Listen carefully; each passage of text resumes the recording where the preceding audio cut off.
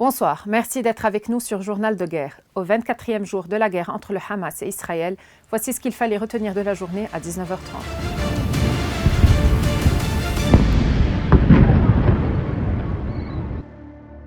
Nous commençons avec la situation à la frontière libano-israélienne.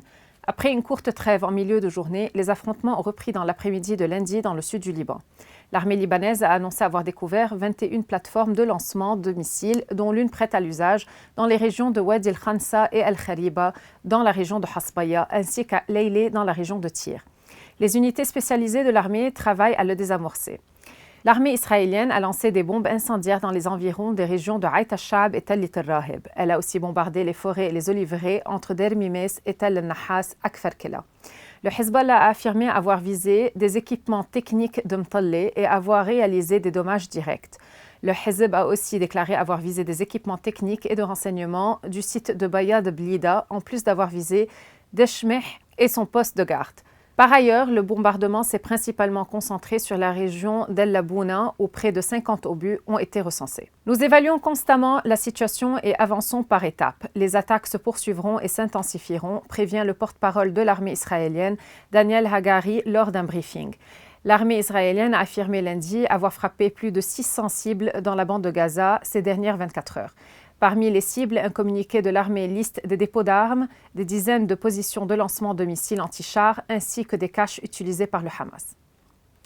Le bilan humain depuis le début de la guerre à 19h30 heure de Beyrouth. Du côté israélien, près de 1450 morts ont été recensés par l'État hébreu et du côté de Gaza, 8306 personnes ont été tuées selon le ministère de la Santé à Gaza, soit 306 nouveaux morts en 24 heures.